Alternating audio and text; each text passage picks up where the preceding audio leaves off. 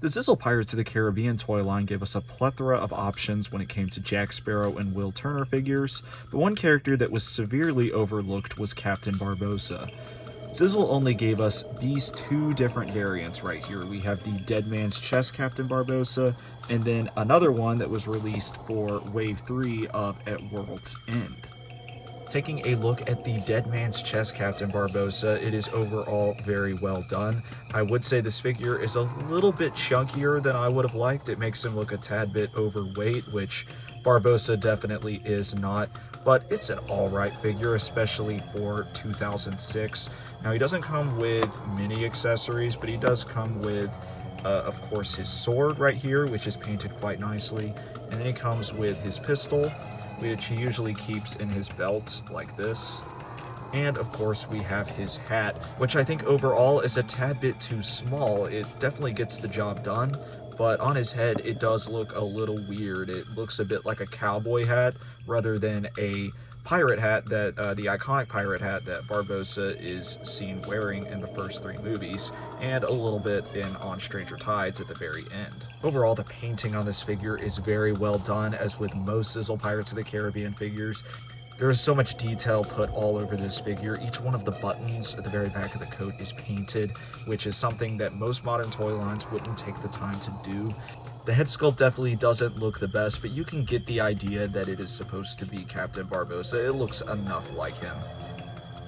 For articulation, it's your standard. You have articulation in the elbows, you can move the arms at the shoulder, you can move the legs, there is no bend at the knees, you can swivel the waist, although it's a tad bit stiff on mine, and you can of course turn the head. Overall, you can't go wrong with this Captain Barbossa figure. He's even somewhat hard to find, going for about $30 to $40 if you want to get him brand new.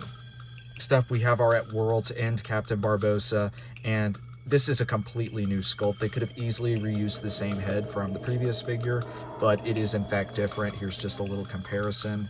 The hair color is a little bit lighter, which I don't really like, because although it is blonde in the movie, it wasn't this blonde. I think the kind of reddish brown works better, but it's not absolutely horrible. I just don't like it as much as the older figure. The hat is even a tad bit different. As you can see, the molding for the head is a little bit deeper on the Dead Man's Chest hat. For the At World's End one, it's less filled out, and that actually makes it a bit harder to stick on his head. It doesn't really want to stay on there.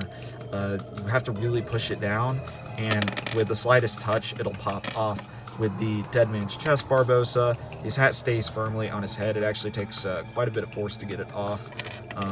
That is definitely a big disappointment when it comes to this figure, because Barbossa rarely takes off his hat throughout the movies. You're going to want to keep that on. I would have almost rather them have glued the hat on, similar to the Human Davy Jones figure, but it is what it is.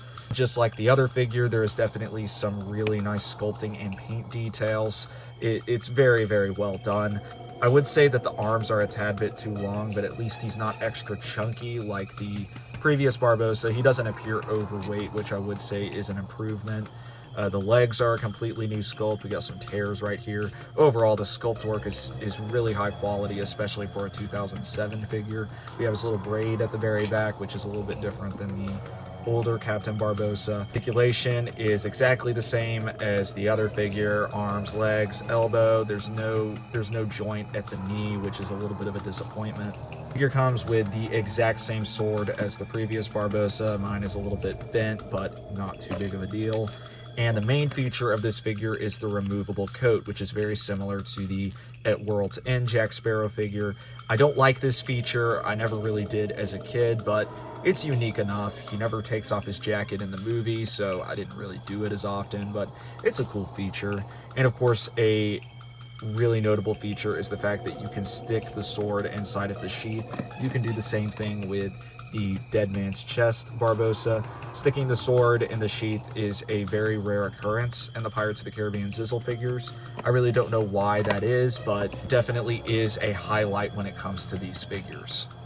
World's End Barbossa is about as rare as the previous one. You can get him to about $30 or $40 if you want to get him brand new.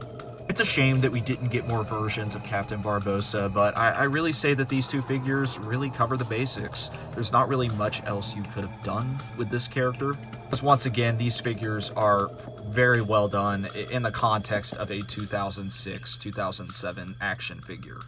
I say if I had to choose my favorite one, it would have to be the Dead Man's Chest Barbossa. This is just a classic look for the character. He has his jacket on, he comes with a pistol, and the hat actually stays on the head of the figure. Frustrating that the At World's End Barbossa's hat is done so poorly, but it is what it is. You could always glue it on if you absolutely needed to, if it was bothering you that much. Feel free to comment down below if you had any of these figures as a kid, which one's your favorite, or if there's another one of these Zizzle Pirates of the Caribbean figures you would like me to cover next.